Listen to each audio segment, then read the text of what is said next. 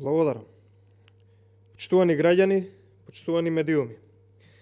Криминалот на градоначалниците на СДСМ очигледен. Секојдневно гледаме и слушаме како направиле низа неправилности, а јавното обвинителство и антикорупцијската спијат. Нема општина кај да се свртат, кај да погледнат граѓаните, а да не се правело сериозен криминал и кривични дела. Јасно беше, уште од претходно, дека се потонати во криминал до гуша, но сега веќе има и евидентни докази кои ги презентираме во јавноста и нормално ги носиме до обвинителството.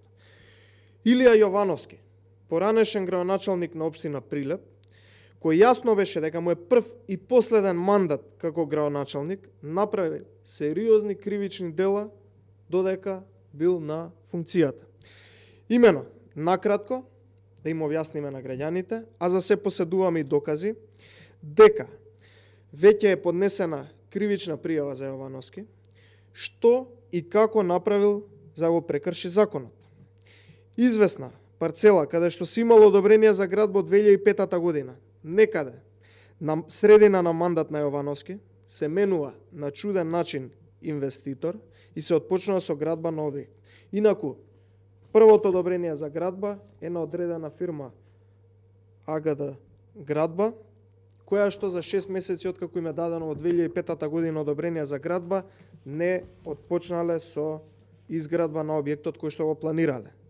Менувањето настанува токму баш затоа и нејасно е дали и како, односно спротивно на закон, Илија Јовановски односно го дава одобрението за градба за иста оваа парцела каде што не било отпочнато да се гради објектот на друга фирма одредена ДПТУ Дино 99. Сега, од тука, откако почнува да гради нова фирма која што на чуден начин го стекнува одобрението на градба, односно Илија Јовановски го менува инвеститорот за оваа парцела, градежни инспектори од општина Прилеп излегуваат на терен и констатираат неправилности, нелегалности и крајно ја стопираат градбата. Ја стопираат затоа што настрана од законот, односно од проектот кој што го поднеле, има направено плюс одредени други простори кои што не биле влезени во проектот и со тоа се покажува дека го прекршиле законот. Откако ги констатираат сите неправилности инспекторите, законот наложува да одобрението за градба градоначалникот го стави како ништовно. Односно целата постапка треба практично да се отпочне од поново или да тој објект биде срушен. Но наместо да се поништи актуелното одобрение, инвеститорите поднесуваат барање за измена на основниот проект во градба, практично да ги легализираат нелегалностите кои што ги направиле.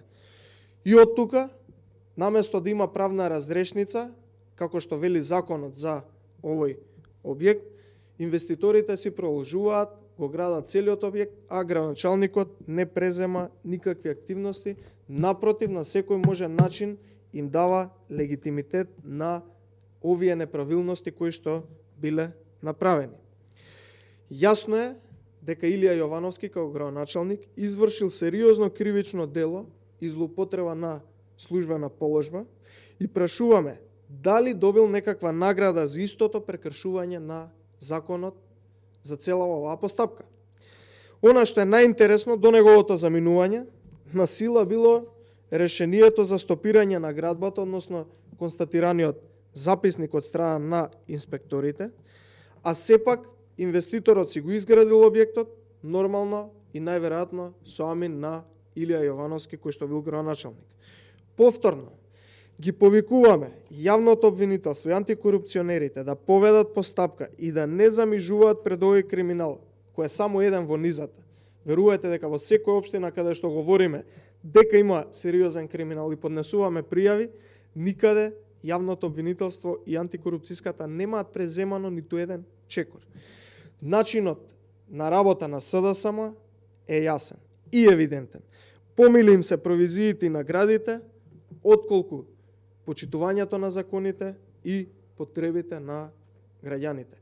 Впрочем, какво раководство, такви и послушници низ општините. Благодарам.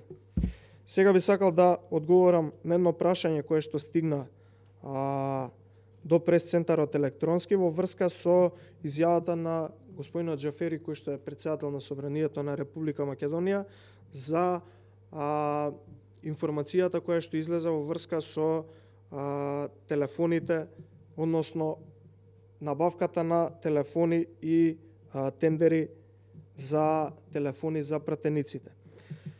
Сакам јасно му порачам дека сепак треба му биде јасно на господинот Џафери дека парите кои што ќе бидат дадени за тие телефони за пратениците се пари на граѓаните.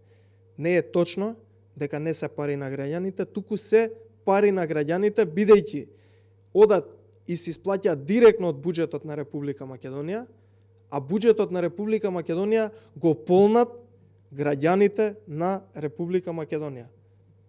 И да, тие пари кои што ќе бидат дадени за телефоните, за пратениците кои што ќе бидат потрошени, сериозна и огромна сума на пари, се пари на граѓаните. Не се ниту на Собранието, ниту на Талат Џафери, ниту на пратениците, туку на граѓаните. Сега, наместо тоа луксузирање, многу едноставно може тие пари, наместо за телефони Талат Џафери, да ги пренамени. Дали во образованието, да се инвестира во некој училиште, дали да се инвестира во некоја градинка, дали да се инвестира во некоја универзитетска секција од клиниките во Република Македонија, односно на некоја клиника каде што им е потребно да бидат инвестирани, или многу едноставно може да отвори некој од луѓето во кабинетот на Талат Џафери да разлиста по социјалните мрежи, секојдневно гледа и може да види дека има безброј на повици за донации за мали деца кои што немаат средства нивните родители да ги лечат. И наместо да ги дадат тие пари за телефони и да се луксузираат пратениците, може да ги пренамени за лекување на некој на кој што му е потребно, а Фондот за здравство не му одобрува средства. Многу едноставно, треба само волја да се спаси нечи живот, наместо да се луксузираат пратениците во Собранието. Благодарам.